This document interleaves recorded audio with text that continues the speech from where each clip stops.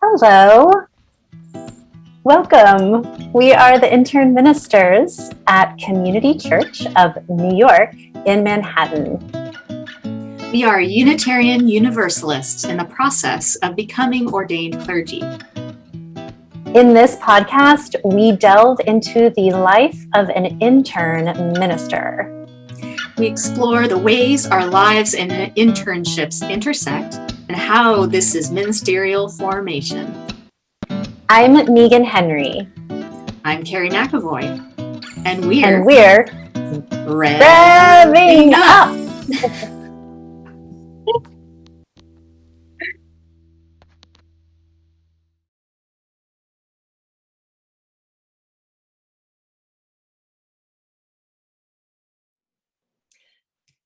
Hello, beloveds. We are here with Rev'ing Up, the intern ministers at Community Church of New York podcast with my dear friend and colleague, Carrie McAvoy, and me, Meagan Henry.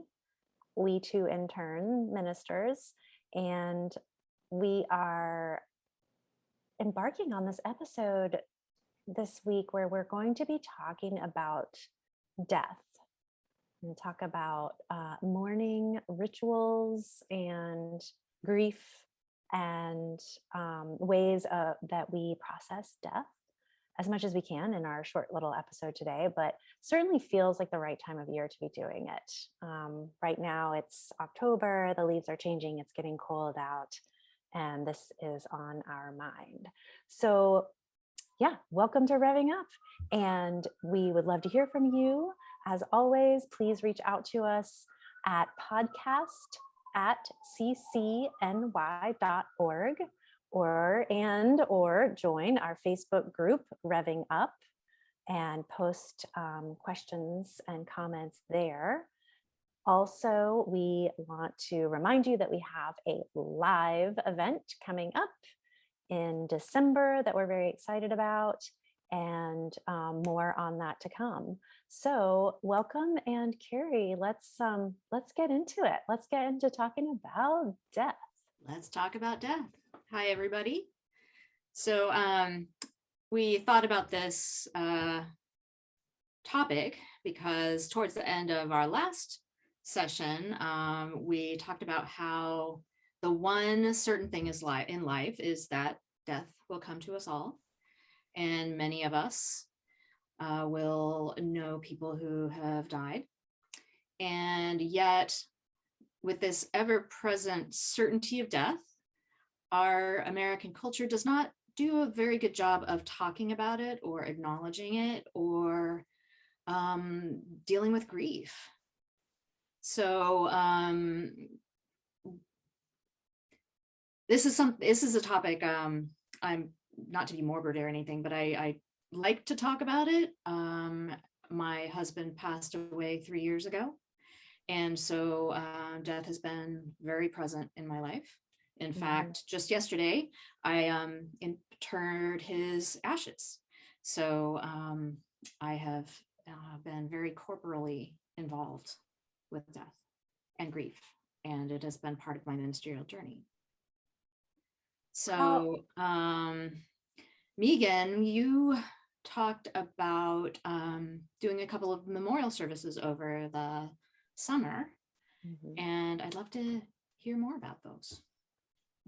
Okay, yes, I would love to tell you about them. And then if you're comfortable talking about it, I would love to hear about the ashes interment that you did yesterday. So the two memorials that I did this summer were very different from one another. It was very interesting how different they were from one another. And also they both happened on the same day and at the same cemetery. Like, it was just this thing that happened. I had one of them came to me from a referral early in the summer or even in the spring. And I got in touch with the family and we communicated back and forth. We had a Zoom. We talked about the man who had died, and he died of COVID during the height of the worst of COVID in the spring of 2020. Died, way too young. Adult children, some young grandchildren. He was still very lively and active, and his wife was pretty much, the one who was driving the conversations around the ceremony and the memorial. And interestingly, well, I mean, she and her daughter, who I spoke with, had some ideas about what they might want to have happen during the ceremony, the service to remember him and to honor his life and celebrate his life and mourn his death, and then inter the ashes at the cemetery. And I had a template as an intern minister. I was like, came into the conversation with like, I have a template. Here's, one way that we could do this, just so we had something to go from. Because oftentimes I find that when I meet with someone about a ceremony like this, or a wedding or a baby dedication, they may have some ideas about what might happen during that ceremony, but not really a strong sense of an exact structure and everything. So I bring that, and I bring some readings and just some ideas and some, outline to what the ceremony could be like.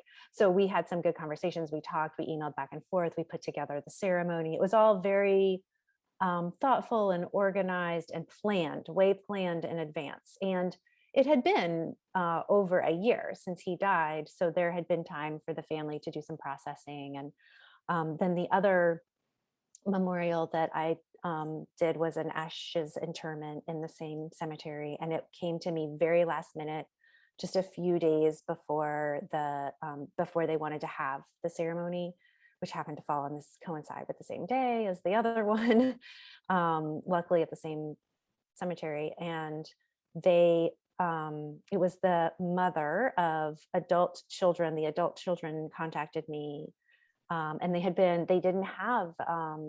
had no faith community that any of the siblings, how many children? 4 maybe, that any of them, none of them attended church or any kind of faith community. So they didn't have a minister to bring in for this.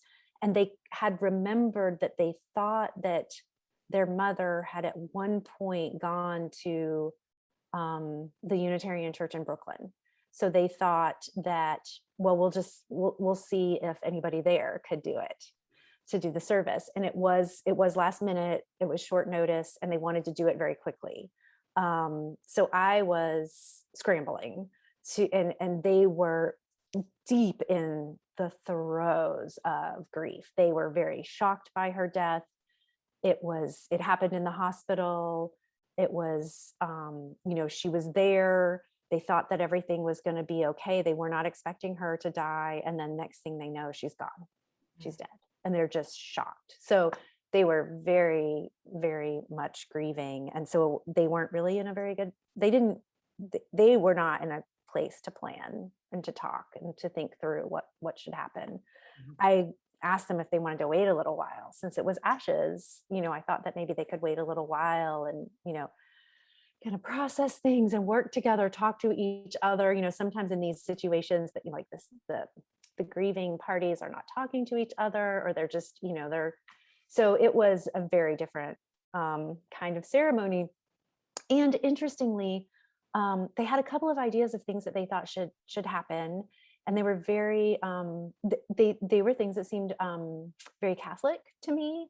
And I, was very clear to them that I'm not Catholic, and they were completely okay with that. But there were some prayers that they wanted very specifically, and it was fine. It was wonderful. It was good, but it was very different from the other one, which was super planned out. You know what I mean? And that people had had time to process their grief.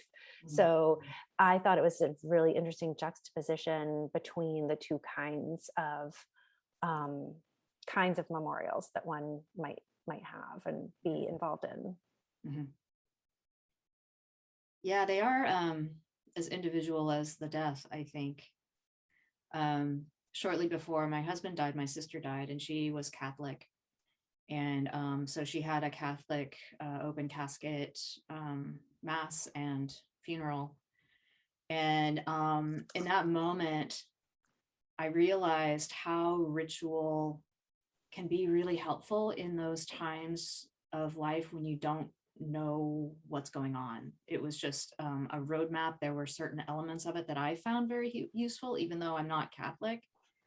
And one of the things that I really found out that was really helpful in the grieving process was the seeing the body, and seeing the body exit the funeral, get into the hearse and drive away. And for me, that was very embodied. It was, okay, I know this person is dead. I have seen them in the coffin, and they have gone through the church and out the door and away. So it happened. They are dead.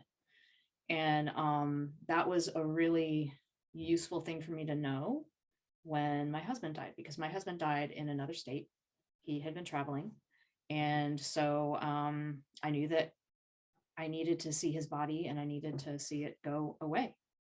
And so for me, there's definitely that corporeal part. And I was a little surprised with the ash interment, how much it affected me. I wasn't exactly sure how it would feel. It's been over 3 years since he passed, and his ashes have been in my bedroom in a container. And it was hard letting him go, you know. Yeah. And my dog also died a couple of weeks ago, so I went through this process with her. And the people that came and picked her up did the same thing. I didn't even say anything. They picked her up, they put her on a stretcher, they wrapped her in a blanket and kept her head visible until they put her in the car. I said goodbye, and they covered her head and drove away. So it's a thing, this seeing the body. And I think about, people lost at sea, or missing in action, or those moments where it's not certain that death has occurred, and how difficult that must be. And I feel like that must have happened during COVID. Yeah. Yeah, I wonder about that too. Particularly in the beginning, where didn't know how much what am I trying to say? Well, I don't think people were able to see the bodies. I'm not sure, but I think because of they didn't know about transmission, and there was just like a lot of unknown about coronavirus. And it seems like, I mean, I guess it depends on where you were at, during that time, but certainly where I am in New York City, there was so much death, and there were so many bodies that they were being stored in refrigerated trailers outside of the hospitals. And then they did do a temporary mass grave to keep the bodies for a while. And then I think that they were then transferred to, I know also, like, at the one cemetery where I've spent a lot of time, because it's beautiful and it's where a lot of local people get buried and interred, and the Unitarian Church in Brooklyn has a plot there. They had to have their crematorium going much like not 24/7, because they didn't have the people power to have it running that much, but way more than usual. And it was, I think it was like 10 hours a day or something like that they had to keep it going. And they couldn't handle all of the bodies that needed to be cremated. So, I keep thinking and wondering about this, how, because we have been in this global pandemic and there's been so much death, and because as a culture here in the US, we have tended to separate ourselves as much as possible from death and sanitize it. And, I'll just tried to almost ignore it, that what does something like the pandemic do to possibly alter and shift us culturally towards having more of an awareness of death, and being more just not even just more aware, but just like willing to talk about it, willing to think about it, willing to face it. And it'll be really interesting. There must be some big thesis papers being written about this now, and I'm interested to know what people find. Yeah. There's something about I've found in my life, the more I am able to contemplate death, the more I'm able to live. Like, and that was part of the loss of William, and to a certain extent my sister, and to an extent animals. It's like it puts me in touch with my priorities more, being reminded of the inevitability of death, and how it's easy for me to fall into, I'm going to live forever and today's just any other day, and then death, thinking about death reminds me that that's not the case, that life is finite and that every day is precious. Yeah, that's incredible, Carrie. I mean, as soon as you said that being closer to death makes you feel more alive, I wanted to know more. It's like, tell me more about that. And and then you just explained it so well. That makes so much sense, that the more we are, just like when people have near-death experiences, or something like if you get hurt very badly, or if you're in an accident or something that where it's just suddenly like, oh, I'm reminded of the fact that that life is precious, and that and then we forget again, right? It's interesting how we we do that, but yeah, that makes a lot of sense of how, when we are thinking about death and we are aware of death, it reminds us to be grateful for and aware of and present with our lives and what we have, every moment we have. And there's something really sacred in that moment of death happening, not just for the person dying, but the people left behind. Like there's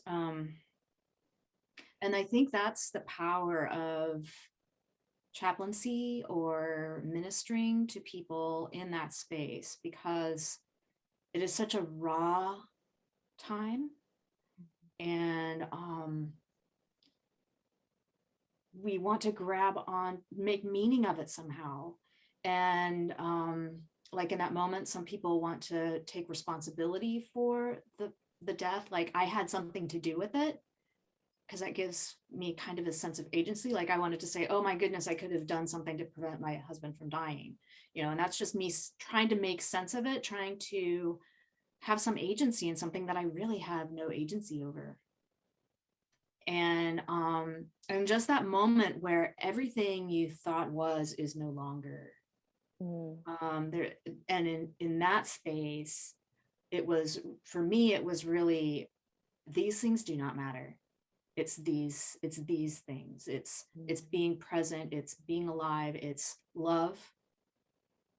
And just the acknowledgement that grief is love with nowhere to go. It's like those moments where you want to express your love. It's like,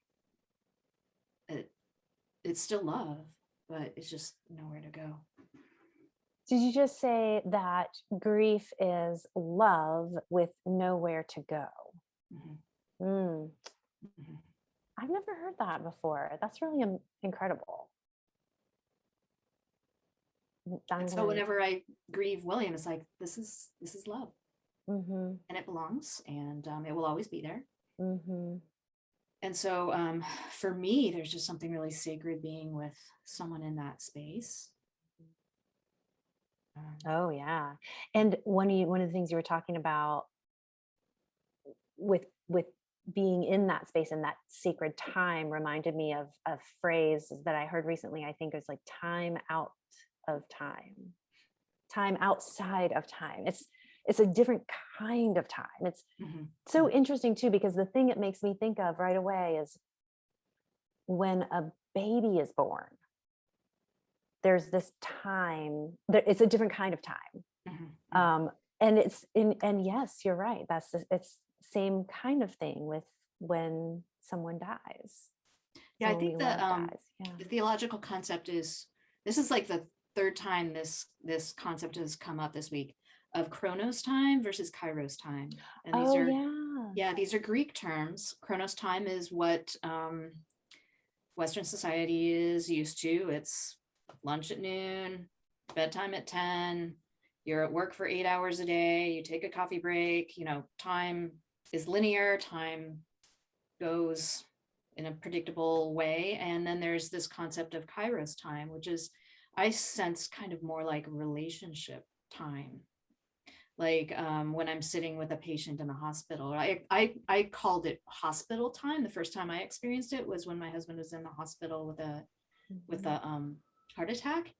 And it's just that it's waiting to find out what's going on, being with the person. It's not like you even need to talk about anything, but just being present. And time just takes on this whole relationship centered kind of quality. So spending time with a baby is similar to that, or birth or death, or there's so many, or a church experience can be Kairos time. Totally. Yeah. Yeah. I notice oftentimes well, in our tradition, many of us go to church on Sunday. And I've noticed sometimes people will be like, come out of the service and just kind of be like, what even time is it? Just like not even knowing kind of, well, was that an hour? Was that 2 hours? Was it an hour and a half? I don't even know. It was just people, because people are just being present in that sacred space and not thinking about, I don't know. Yeah. The scheduled time and being on that schedule.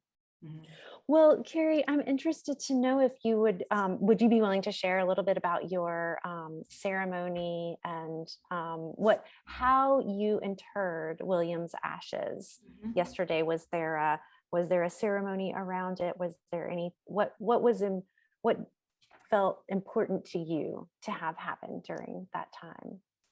So the ceremony started, the memorial garden is up a hill, and there's this old, I think it's an oak tree that just goes over where William's plot is. And the hole had already been dug, and there was a box of William's ashes, and there was a ceremonial shell spoon that the minister placed in his ashes. And the minister read a couple of readings.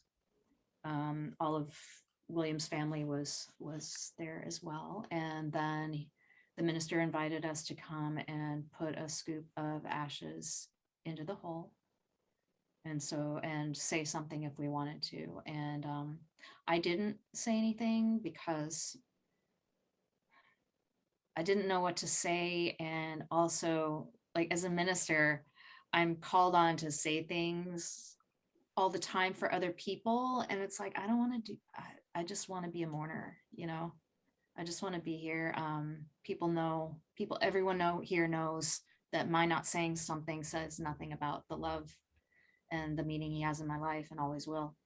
So I put a scoop of ashes in the hole, and then each one did the same. And his nieces and nephews, who are becoming adults, each said something, and just how much of an influence he had on their lives was so wonderful to hear, and how they're becoming wonderful human beings. And so that was really wonderful. And then after we'd done that, the minister put the rest of the ashes in the hole and said another reading, and then invited us to put a scoop of dirt on the ashes, which we did. And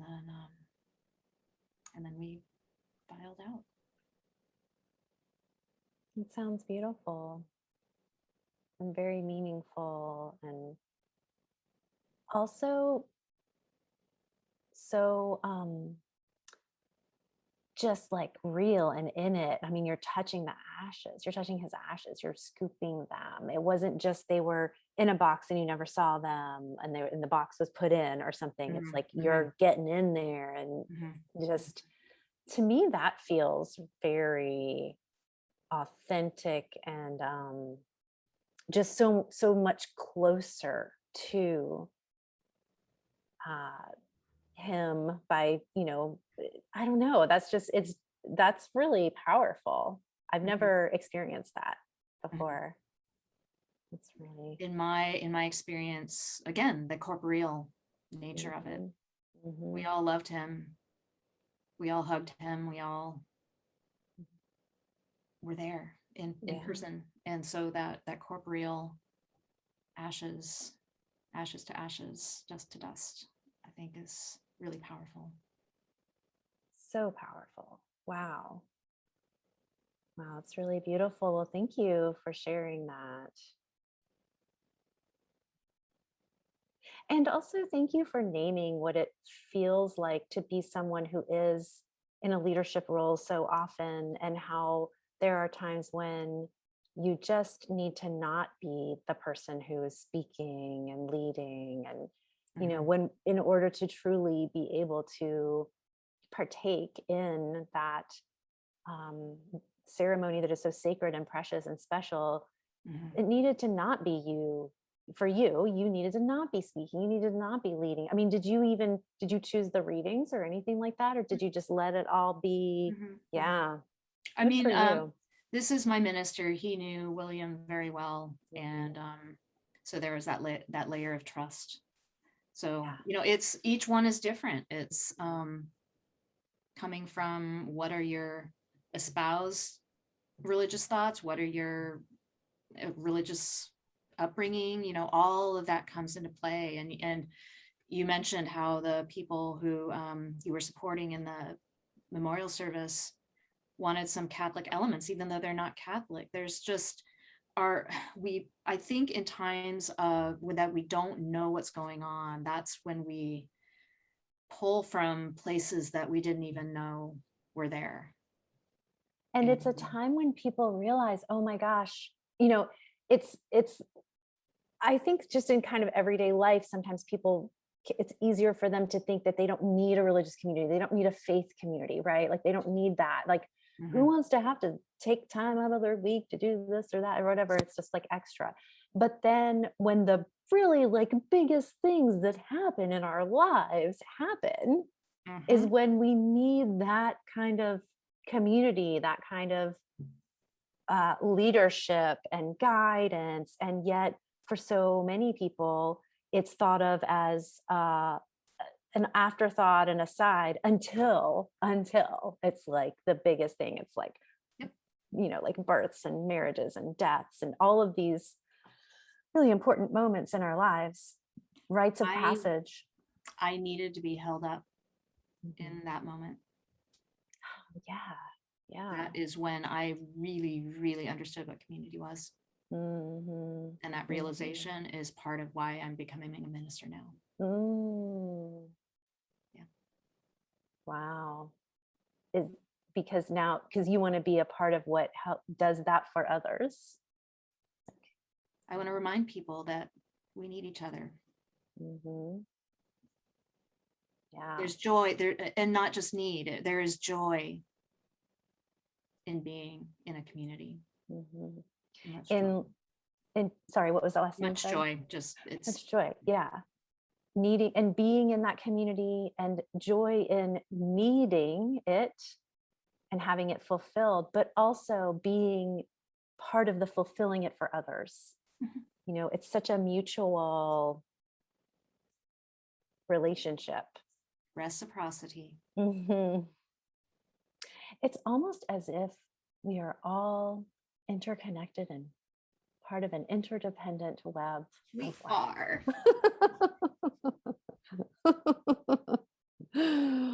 Oh, yeah. Mm.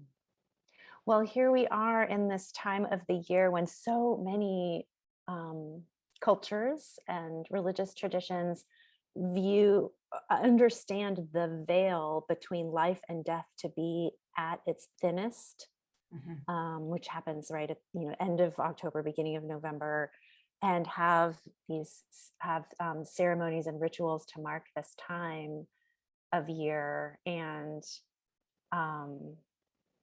I feel it always feels like a very special time of year to me. And I've noticed that certainly, as a child, I celebrated Halloween and wore a costume and went trick or treating, and, kind of, a way of almost like making fun of it all or something like that. And certainly as I've gotten older, and been deeply embedded in faith community, I've realized how important it is to have a time when we honor our ancestors, when we recognize that there are people who've been so important in our lives, in our world, who have died, and to recognize, or just the idea that we might be able to somehow have a way of it's like a expressing our gratitude to them, and doing that on an annual basis, if not more often, but certainly having a time of year when we really just sit with that and think about that and remember those who have died. Yeah, It's such a special time. it is a special time. Yeah. Yeah, to honor, to remember, to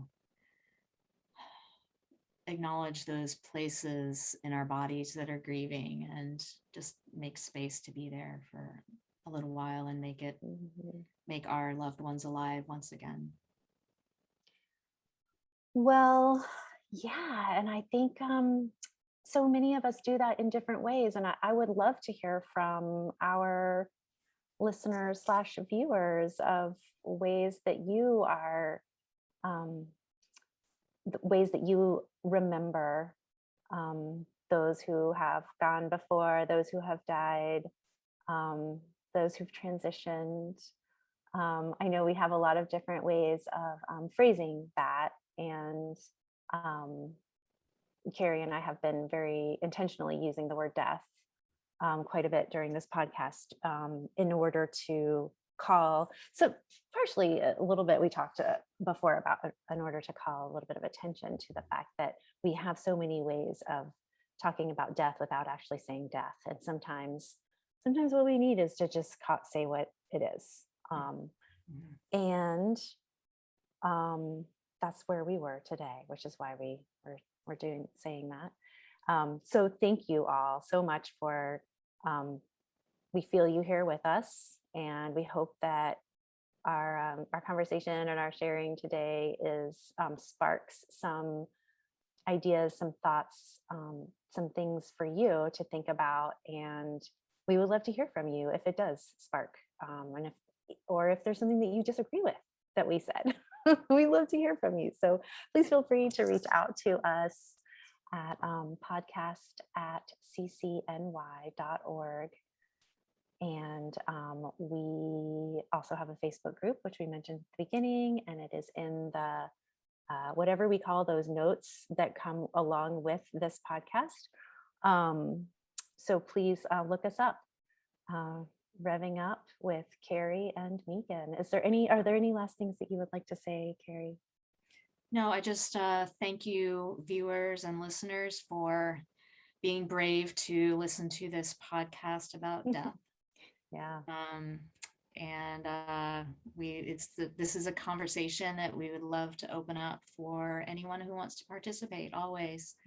And we also look forward to our live event in December. Woo woo. That's right. Yeah, we do. All right. Well, have a great morning, afternoon, evening, day, wherever you are, whatever time it is.